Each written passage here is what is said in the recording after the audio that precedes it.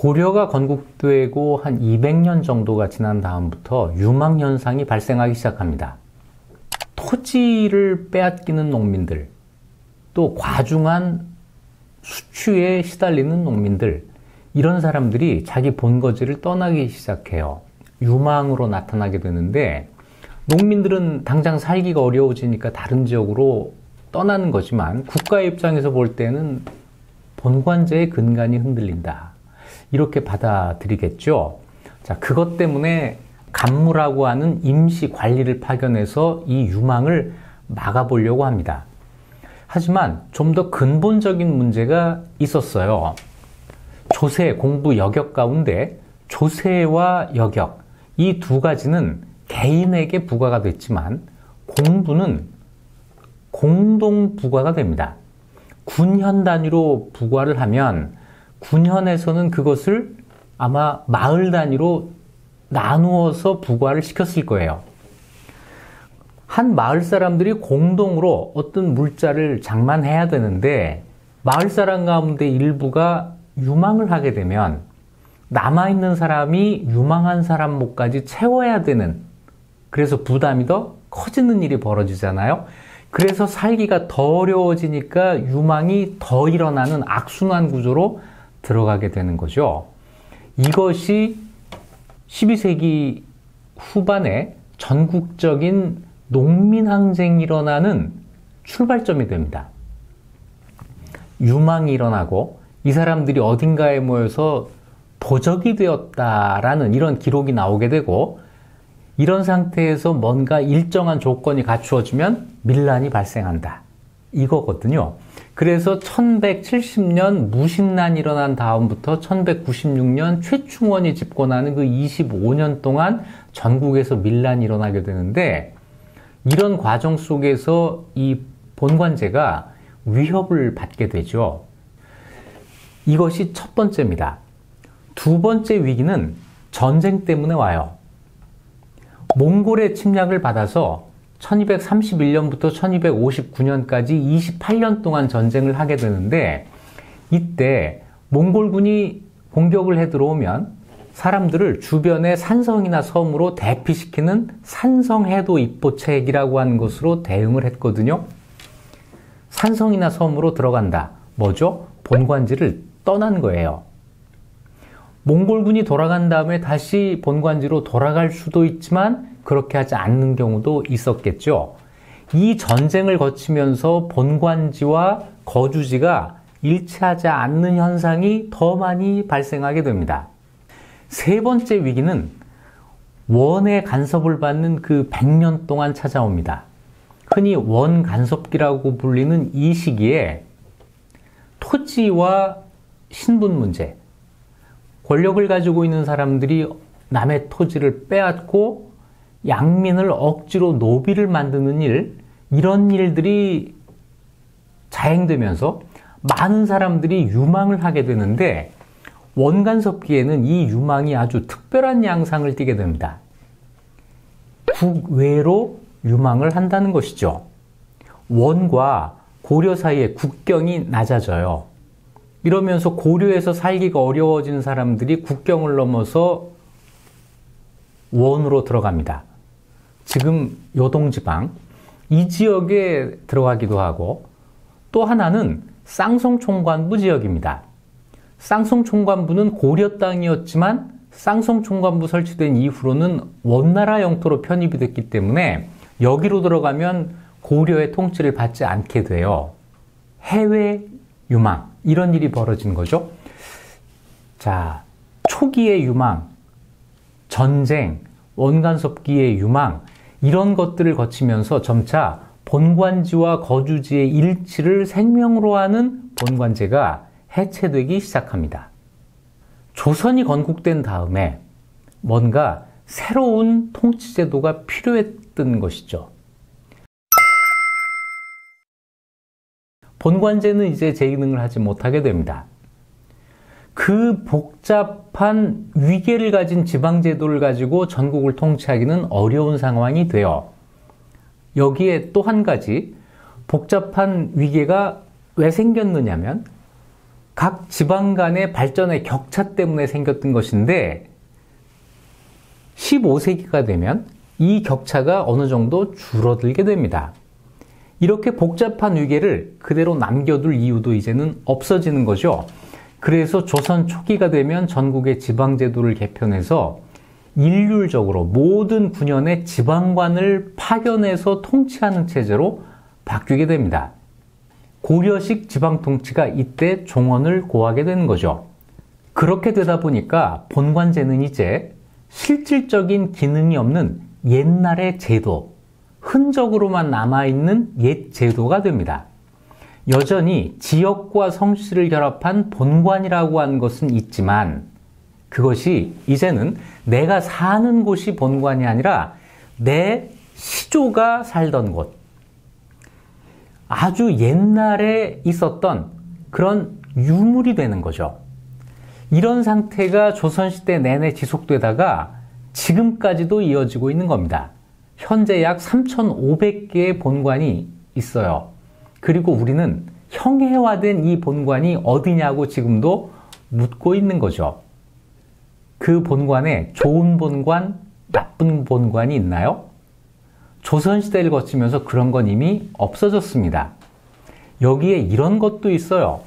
조선시대 사람들이 내 시조가 살던 곳이 내 본관인데 거기가 어딘지 한번 보자 찾아가 봤더니 고려시대에 부곡이 있던 곳이에요. 그 조선 사람이 자기 조상이 살던 본관이 고려시대의 부곡이었다고 하는 사실을 솔직히 인정하고 쿨하게 받아들일까요? 옳지 않아. 내가 고쳐드려야지. 이랬을까요? 대부분 후자입니다. 그래서 본관을 고치는 일이 생겨요. 고치다 보니까 좋은 곳으로 집중이 되겠죠? 사례를 들어보죠. 전씨는 세종실록 지리들을 보면 경상도에만 17개의 본관이 있었습니다. 지금은 천안전씨, 옥천전씨로 거의 단일화가 됐어요. 나머지 본관들은 전부 없어진 거죠. 윤씨는 경상도 지역에만 16개가 있었습니다. 지금은 파평, 해평으로 거의 통일이 됐어요. 그런데도 우리는 동성, 동본을 따집니다. 어처구니 없는 일이지만 이것이 현실이죠. 지금은 유물로만 남아있는 겁니다. 지금 이 의미를 찾으려고 하면 안 돼요. 본관제는 지금은 과거의 역사적인 유물일 뿐입니다. 하지만 본관제가 제 기능을 하던 고려시대에는 고려 사회를 유지하는 가장 핵심적인 제도였다는 것이죠. 고려를 이해하기 위해서는 중앙과 지방의 관계가 어떠했는가를 반드시 이해를 해야 됩니다. 지방, 고려를 이해하는 키워드입니다. 본관제, 고려시대 중앙과 지방의 관계를 이해하는 키워드입니다.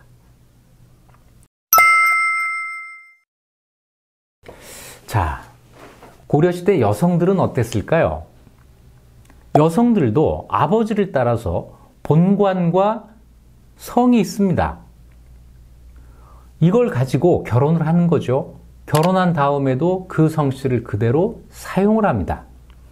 성만 이어받는 게 아니에요. 부모로부터 재산도 상속을 받습니다. 고려시대에는 이런 점에서는 아들과 딸이 구별되지 않습니다.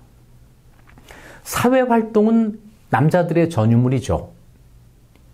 하지만 가정 내에서 아들과 딸의 차별은 없습니다. 마찬가지로 남편과 부인의 차별도 없습니다. 오히려 그것이 당연한 거 아닐까요? 고려시대를 지나서 조선시대에 대단히 비정상적으로 남존여비라고 하는 것이 자리를 잡게 됩니다. 그것이 비정상적인 거죠.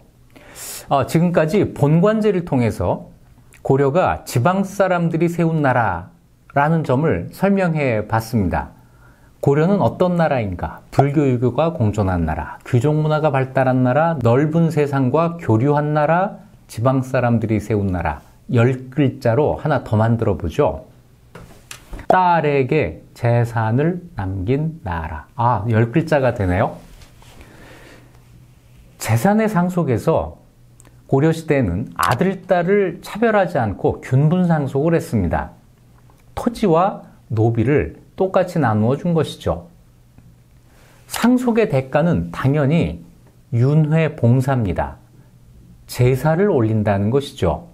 제사를 아들과 딸이 회를 돌아가면서, 그러니까 올해 제사는 큰아들이, 그 다음에 제사는 큰딸이, 둘째 딸이, 둘째 아들이, 이런 식으로 돌아가면서 짓는 제사의 관행, 이것이 만들어지는 것이죠. 재산을 소유한 여성, 이것은 재산이 없는 경우와 아주 다릅니다. 이 재산이 그 여성을 당당하게 할 수 있죠.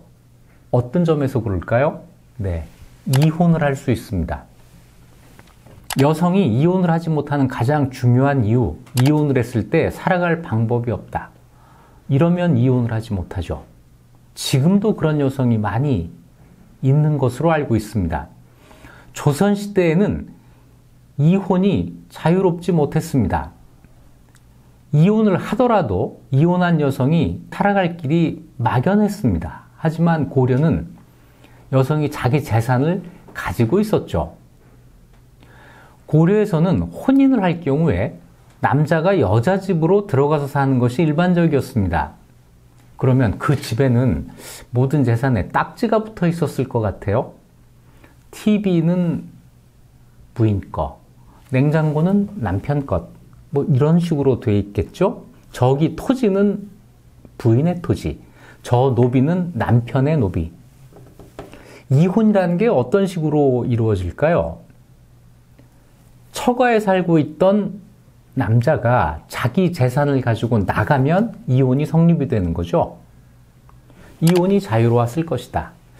이혼이 자유롭다고 하는 것은 그만큼 재혼도 자유롭다고 하는 것을 뜻하죠. 고려시대에는 여성의 재혼을 금지하는 어떤 조치도 없습니다. 조선 성종 때 재가금지법을 만들기 전까지 그랬습니다.